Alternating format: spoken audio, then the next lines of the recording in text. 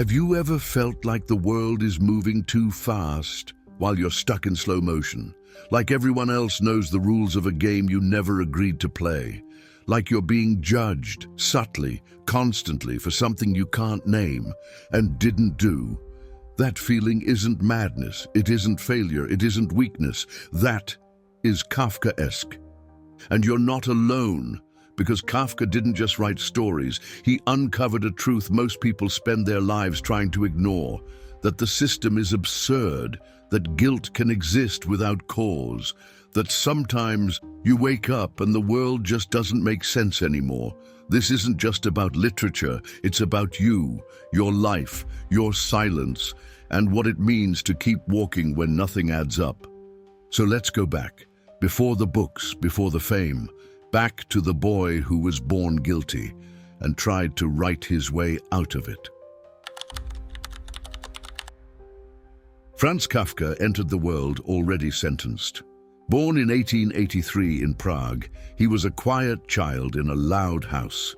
His father, Hermann, was everything Franz wasn't: booming, ambitious, physically imposing, a man forged by willpower and war instincts. In his eyes, Franz was a failure before he even spoke. Not strong enough, not assertive enough, not man enough. Kafka didn't rebel. He folded inward. He observed. He wrote. In a corner, silently chronicling a world that never asked for his version of truth. He once said, "My writing is nothing more than an outpouring of what has been locked up inside me." It wasn't literature, it was survival. Not a career, a cry, a way to bleed quietly without staining the carpet. He studied law to please his father, worked in insurance to survive society. But every night, he returned to the page like a drowning man reaching for air. There, he described the unspeakable.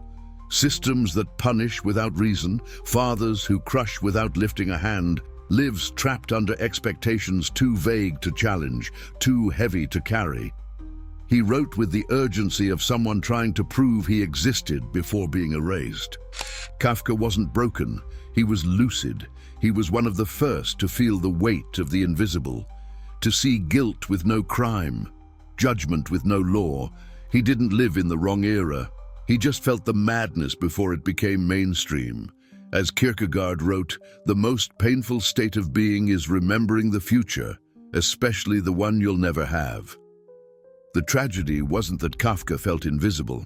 The tragedy was that he was right to feel that way, and so he wrote not to escape the cage, but to sketch its dimensions, in case someone else might find a door. Now that you know the man, let's step into his world. The Kafkaesque one. Kafka didn't invent absurdity, he simply noticed what others trained themselves not to see and described it with brutal clarity. His stories feel surreal, but what's terrifying is how familiar they are.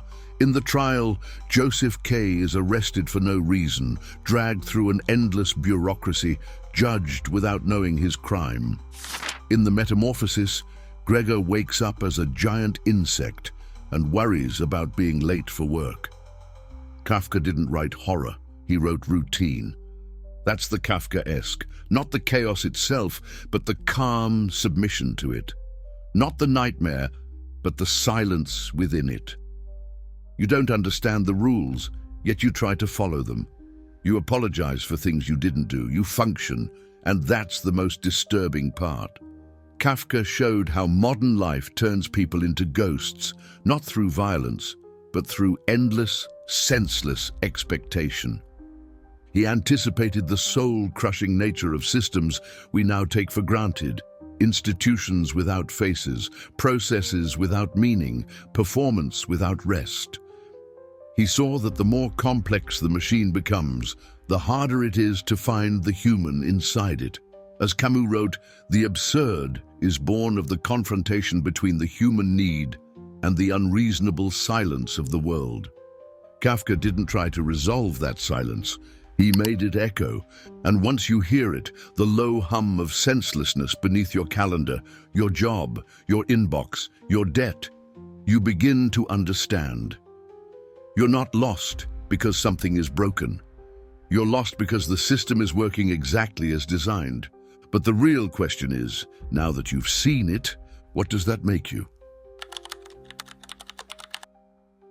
Most people go through life half asleep, distracted, entertained, numbed by routine and noise. But some people, they feel everything. They see too much. They ask the wrong questions. They notice the cracks in the walls, the silence behind the smiles, the weight behind the words. And for that, the world calls them broken. But they're not broken. They're just awake. And being awake in a sleeping world hurts like hell. Kafka's characters aren't heroes. They don't overcome. They don't win. They endure. They persist in the face of absurdity, not because they believe it will get better, but because they can't help but seek meaning, even where there is none. That's what makes them human. That's what makes you human, to suffer meaninglessly and still look for meaning. That is the rebellion. That is the dignity. That is the quiet, unspectacular courage no one applauds. We live in a world that worships certainty, positivity, control. But Kafka offers no comfort, no resolution, no escape. And that's why he matters. His gift wasn't to heal your wounds. It was to name them.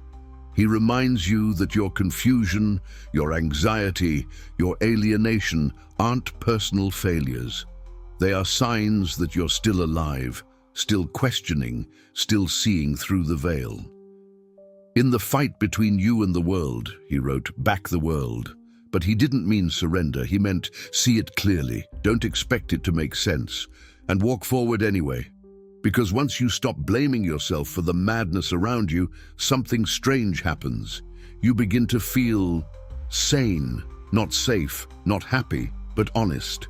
And in a world of illusions, that's a kind of freedom. Let's talk about what it means to keep walking, even when nothing makes sense. Let's talk about the dignity of the struggle. Kafka knew there are no clean victories in the real world, no epiphanies wrapped in sunlight, just small acts of resistance against overwhelming confusion. His characters don't win, they persist. They keep walking inside a maze they didn't choose, looking for doors that may not exist. And that, in itself, is an act of defiance. You don't need to conquer the chaos, you just need to stay conscious inside it. That's the quiet heroism Kafka saw, asking questions even when no answer comes, moving forward even when you're stuck. He once wrote, "There is hope, but not for us." And yet he kept writing. That contradiction isn't defeat, it's the most human thing there is, to carry meaning even when the world drops it. We're told that strength means control, results, clarity. But maybe real strength is staying soft in a system that hardens everything. Maybe it's showing up, not with confidence but with presence, refusing to vanish even when you feel invisible, carrying the absurd with both hands and still choosing to care. Kafka didn't give us solutions, he gave us recognition. He reminded us that our private pain isn't always personal. Sometimes it's structural. Sometimes the world is insane, and you feel it more clearly than others. And that's not your flaw, that's your signal. So if the world still feels senseless, strange, too much to hold, maybe it's not because you're lost. Maybe it's because you've finally started to see clearly. And that is where your story begins. You're not broken, you're just Kafkaesque. You saw the maze and didn't pretend it was a garden. You heard the silence behind the noise and chose to stay awake. That's not weakness, that's your edge. This wasn't a descent into darkness. It was a map, a quiet rebellion against the systems that don't speak your language. Kafka didn't offer escape, he offered recognition. And sometimes, that's what keeps us moving. If this felt like a page torn from your own thoughts, share it. Like, subscribe, send it to someone who feels too much and says too little, or slip it into the inbox of someone still trapped in their trial. This was your old pal, broadcasting from the heart of the labyrinth, where no one knows the rules, the exits keep moving, but somehow we're still showing up for the story.